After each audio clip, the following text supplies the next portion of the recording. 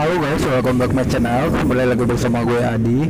Di video kali ini aku ingin membagikan rekaman dari aplikasi BTPN FlexiCash teman-teman. Setahu aku aplikasi FlexiCash inilah yang penagihannya paling sopan walaupun aku telat udah lama banget. Asal kalian tahu guys, kalau aku udah telat sekitar 650 harian atau lebih kurang gitu ya. Tetapi sejauh ini cara penagihannya masih sangat sopan sekali, bahkan tidak ada terlontar kata desakan atau kata-kata yang membuat nggak enak hati gitu ya guys. Aku sengaja eksperimen gagal bayar biar aku tahu SOP-nya seperti apa. Oh ya, aku juga udah tanya kredit pintar satu jalur kah dengan Bank BTPN, soalnya ada isu yang mengatakan kalau kredit pintar itu produknya Bank BTPN. Ternyata nggak ada hubungannya teman-teman. Oh ya, gimana keseruannya? Silahkan disimak videonya sampai habis. Terima kasih buat teman-teman yang udah dukung channel ini. Terima kasih buat yang udah like, subscribe, dan komen. Selamat mendengarkan.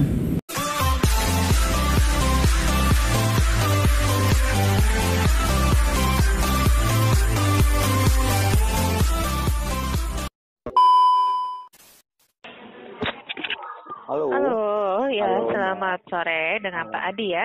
Iya Mbak. Sore. Ya, saya dari BTPN Pak dengan Dewi Pak. Ya Mbak Ya, Dewi. maksudnya gimana nih? Bapak mau bayar lunas keseluruhannya atau gimana nih Pak? Enggak, itu saya mau tanya dulu Mbak Dewi. Soalnya saya kan baru download aplikasi Jenius saya lagi. Nah di situ tertulis masih ada sisa tunggakan yang belum dibayar gitu. Dan di situ kayak dilingkari gitu kan.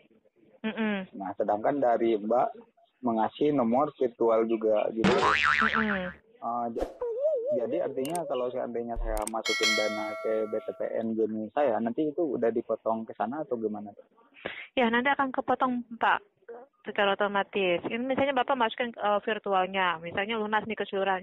Nanti akan lunas semuanya Pak tagihannya. Oh, seperti itu. Jadi misalkan nih, misalkan saya ada dana 250 atau 500 gitu, itu udah langsung ketarik semua gitu. Ya langsung kepotong Pak nantinya Pak. Tapi bayarnya ke virtual ya Pak, jangan ke rekening Jeniusnya. Bisa aja sih masuk ke rekening Jeniusnya. Tapi kita butuh proses. Kita bisa proses itu bisa nunggu 1 bulan atau 2 bulan Pak, lama lah ya. Saya sarankan Bapak melakukan pembayaran melalui virtual aja. Seperti itu. Oh, tapi misalkan kalau saya masukin ke nomor rekening itu langsung kepotong, itu kan langsung berkurang Iya, kan yang di atas. iya langsung berkurang Pak Adi. Tapi kalau melalui virtual juga sama. Enggak, maksudnya kalau misalnya dari virtual itu langsung sama kepotongnya Pak. Tapi kalau misalnya Bapak melakukan pembayaran dari Jenius, itu nggak akan kedebet Pak. Maksudnya nggak akan kepotong di tagihan Bapak. Kita butuh proses, bisa sebulan atau bisa sebulan lebih, seperti itu Pak Adi. Oh, jadi pas saya masukin dananya itu nggak langsung kepotong kayak biasanya? Enggak kayak biasanya. Sekarang kan kita kan semua debitur-debitur yang kredit macet sudah dialihkan virtual account. Seperti itu. Gitu. Iya nih Mbak, aduh. Ini rencana saya kan akhir bulan besok kan mau masukin dana ke sana.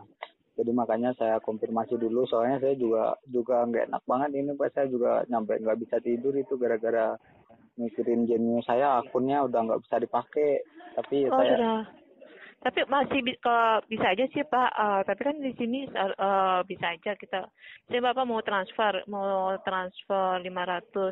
Ya paling kita melakukan manual pendebatan. Tapi kan itu kan tergantung adminnya juga gitu. nanti Mbak bisa proses nggak? Misalkan nih saya kabarin Mbak, kali ini saya mau masukin dana, bisa diproses debit nggak gitu? Bisa nggak dari Mbak? Kalau dari saya sih nggak bisa ya Pak ya. Kalau ya saya sarankan Bapak melakukan virtual aja, lebih amannya. Ke virtual nanti Mbak bikin laporan kalau saya udah masuk pembayaran segini gitu. Iya, nanti saya masukkan. Kalau misalnya Bapak, kan kita kan juga update juga Pak. Kalau misalnya Bapak sudah masuk, dari sistem kita juga akan kelihatan masuknya Pak. Seperti itu Pak Adi. Oh gitu ya.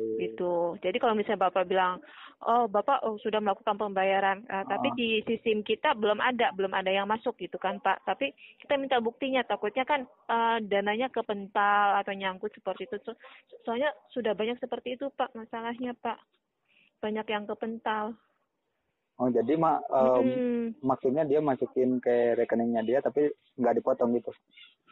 Kepotong Pak, maksudnya nggak akan kedebet nanti Bapak kalau misalnya nggak akan kedebet nanti dari sistem kita kan nggak masuk nih Pak, tapi Bapak sudah melakukan pembayaran itu dan di tabungan Bapak sudah kepotong. Ya, Bapak coba menginfokan ke mana? Ke BTPN. Ke banknya, ke bank yang misalnya banknya Bapak pakai bank BCA, Bapak telepon ke bank BCA menginfokan kalau saya hari ini sudah transfer ke bank BTPN, tapi kenapa dari bank BTPN tidak terima? Mungkin dari bank BCA bisa ngecek kenapa ada masalah apa gitu.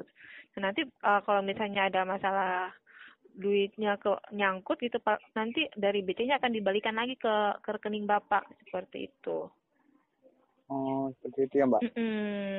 Ya saya sih menyarankan ya lebih baik ya Bapak konfirmasi ke saya, Mbak saya udah melakukan pembayaran gitu kan. Nanti saya kalau bisa sih hari ini ya Pak ya untuk melakukan pembayaran biar saya bisa ngecek. Kalau misalnya Bapak melakukan pembayaran di hari Sabtu atau Minggu saya nggak bisa ngecek Pak, paling kita ngeceknya di hari Senin. Di hari kerja lagi itu. Gitu ya. Iya.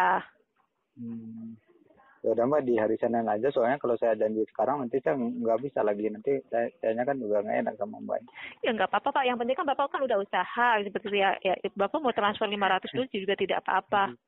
Juga kebanyakan yang ada yang masuk juga sih Pak, seperti itu Pak Adi. Mbak ini kalau BTPN itu ada hubungannya nggak sih dengan kredit pintar? Oh beda Pak, kita beda. Kalau kredit pintar kan kita kalau kredit pintar itu kan kayak pinjaman online ya Pak ya. Iya. Kalau kita kan kayak flexi cash kita istilahnya semi pinjol lah, semi pinjaman online lah seperti itu. Tapi ya bunganya kan juga nggak separah dengan pinjaman online kan Pak. Iya, aduh Mbak, makanya itu yang saya sesalin itu Mbak. Kenapa saya dulunya nggak bayar, malahan saya bayar pinjol dulu Mbak. Makanya BTPN-nya jadi kayak gini gitu. Soalnya saya dulu kan juga ada kredit pintar itu Mbak. Nah dia marah-marah sama saya pas awal-awal pandemi dulu. Nah saya bayarin itu. Nah saya bayarin BTPN juga, ternyata nggak bisa ditarik lagi. Nah disitulah mulai nggak stabil perputarannya gitu sampai macet seperti ini gitu loh Mbak. Ya nanti kayak misalnya ini kan kayak Bapak mau ngajuin lagi ke bank yang lain juga ada kendala karena kan Bapak kan ada masalah di bank BTPN udah masuk ke kredit macet. Ya, nanti kalau misalnya Bapak pun mau lunasi juga nanti ada surat lunasnya kok Pak. Oh ada lunasnya, jadi bisa sebagai bukti saya gitu ya. Oh gitu. Mbak tapi teman saya dia kan pakai pinjol kredit pintar. Nah pas dia macet sekitar 4 bulanan. Nah dia pas ngajuin ke bank itu kok yang laporin dari BTPN gitu Mbak. Itu ada kerjasama atau seperti apa gitu? Masa sih Pak, setahu saya kalau kredit pintar sama bank BTPN beda ya Pak ya. Kalau BTPN kan untuk yang pinjaman online itu kan namanya kan flexi cash Pak.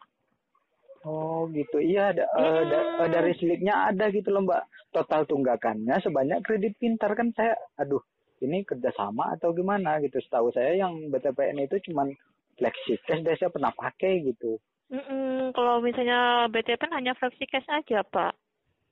Iya cara penagihannya, aduh Mbak salut banget nih saya makanya saya hubungin Mbak lagi pas saya ada dana gitu karena saya emang nggak bermaksud dari tanggung jawab saya kayak gitu loh Mbak. Soalnya saya dulu juga lama makainya kan juga nggak ada masalah, cuman karena ada limit saya nggak bisa tarik lagi, sayanya nggak bisa bayar perputaran lagi kayak gitu.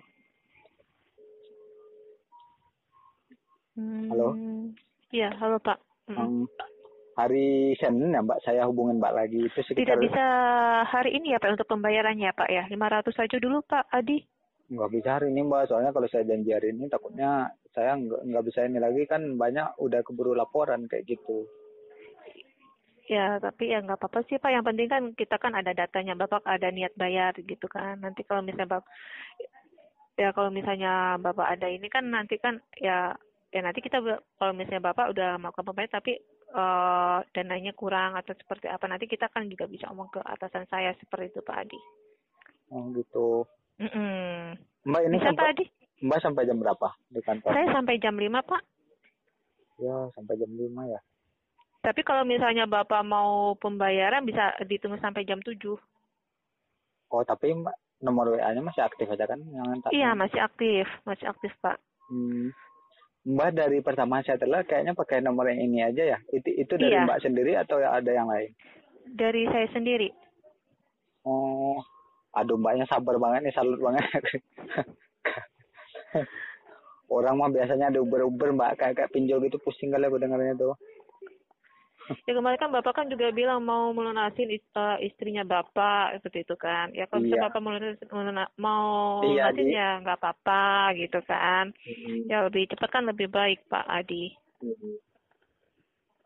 Ya udah Mbak, oke deh. Nanti saya WA lagi ya Mbak, sekitar jam 4:30 ya. 4:30 ya Pak ya. Iya.